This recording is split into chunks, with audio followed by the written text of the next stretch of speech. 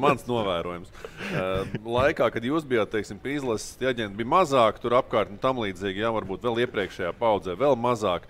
Šobrīd nav tā, ka tos jaunos basketbolistus un jauno paudzi, tos jaunos sportistus būtībā tie aģenti kaut kur savā ziņā arī sanaido savā starpā. Un varbūt tur, nezinu, komandās nav tie labākie mikroklimati izlasē, tur, nezinu, dalās tur vienu aģentu pārstāvi, otru aģentu. Vai nē, vai nav tā? Es domāju, ka arī tas, kad aģents, man pieņems, varbūt Žans par Basīti pateiks, ka, cik novērots, ka tas aģents jau 15, 14 gados viņu savāc, kādu prospektu vai ne, visu tev sasola, sadara, un viņš arī, un visi tie individuālie treniņi, tas individuālisms, vispārējais ir tā, ka viņš pat savu otru nograuzīs. Teiksim, ej spēlē, nedod tās piespēles.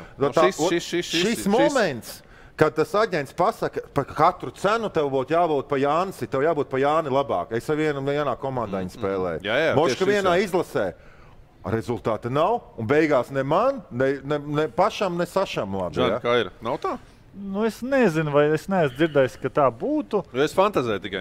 Es nezinu. Es domāju, drīzāk, ka laikam nē, jo, ja aģents kaut kā ir izsities, lai pie tevis tiktu un tevi parakstītu, visticamāk, jau viņš ir kaut kādu vārdu izveidojis, jo šobrīd, tā kā tu saki, tās aģentūras jau ir. Agrāk mēs bijām 18-gadīgi, varēja atnākt tur, es negribu samelot, bet Kalnītim bija, cik gadi tajā momentā bišķiņ vairāk nekā mums. Viņš nebija ne aģents, nekas, bet viņš varēja dabūt ar lielāko daļu izlases džeku, 18 un 20, un tas bija viegli izdarāms. Tad tagad jau tomēr ir tā konkurence.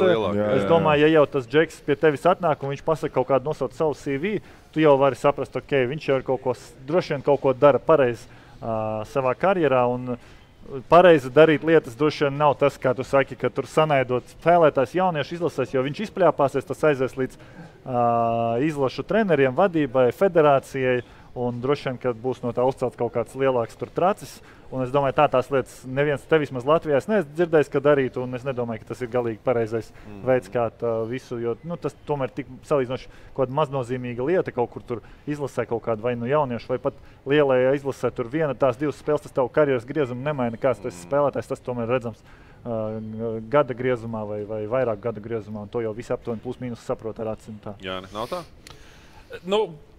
Man grūti pateikt, baigi labi, kā Žanis pateica, ka nevajadzēja tā būt, bet vai tā nav? Jā, tas ir tas, jā. Es nerunāju par visu, Žani, pieteikt, ka kaut kādiem 20-30% gadījumiem. Ar vienu gadījumu pieteikt, kurš viens ir, kurš ierieb kaut kādiem, un tad ierieb baigi daudziem apkārtējiem. Jā, tas toksiski aiziet un izaug kā puvums, apmēram. Tā es biju domājis.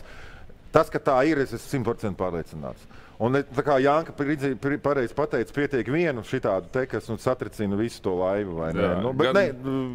Viņiem ir 2 cilvēki vai 3, un tie 3 cilvēki spēlē katrs savā jauniešu komandā. Ja? Un tu, teiksim, viņš tur...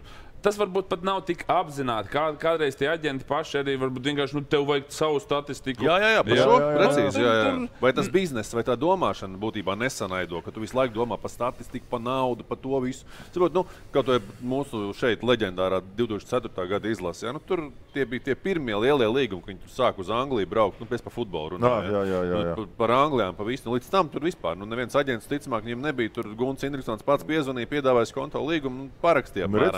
Garijs Džonsons atnāca. Precīzi, jā. Šobrīd jau tas tam jaunam spēlētājiem, jo tur vecāki jau domā, te varētu kaut ko parakstīt. Jā, aģents jau tur viens raksta Facebookā, 3 Instagramā, 4. jau tur kaut ko zina. Grozi to galvu tev. Tas kaut kur sanaido. Redz, Brazīlijā man tas labākais aģents, viņš tur nabaga, cilvēkiem nav naudiņas, vai ne, bet priecīgi cilvēki. Tie spēlētājs 16 pasaules junioru U18 čempioni. Ko viņš izdara? Viņš nopērk 2, viņš nolas, 2 nopērk laptops un 2 aizved uz striptīz klubu. Redz. Jā. Pats arī aiziet. Kā tur paņemas? Pats arī aiziet līdzi? Viņa aģents, protams. Pilngadīgs. Kā vienīgais. Jā. Es saku, pēc tam es no tiem spēlētājiem, nevaru visu stāstīt, bet kā viņi savaņģo, labā ziņā. Kā vēl? Viņi cīnās. Principā materiāls Brazīlijās, labi, Skandināvu valstīs, Eiropā ir savādāk, bet principā visi, ja tu nāc ne no situācijas ģimenes, un īstenībā liela daļa tur dienvidamerikāņi, arī tie paši itāļi, spāņi, un nav viņiem tur zelta dzīve kā Skandināvijā, vai ne? Nu, viņi nopērk to laptopu, viņi nopērk to riteni, viņi nopērk to, viņi aizved izklaidēties ar striptīz klubu, jā. Es, starp citu, runāju ar futbola aģentu tieši pirms kādiem pāris mēnešiem, viņš man tā arī teica, viņš saka, mēs atnākam 5000, tur viņš ir no Kolumbijas, 5000 ģimenei iedot, un viss paraksts būs pēc 2 minūtēm uz lapas uztaisīts.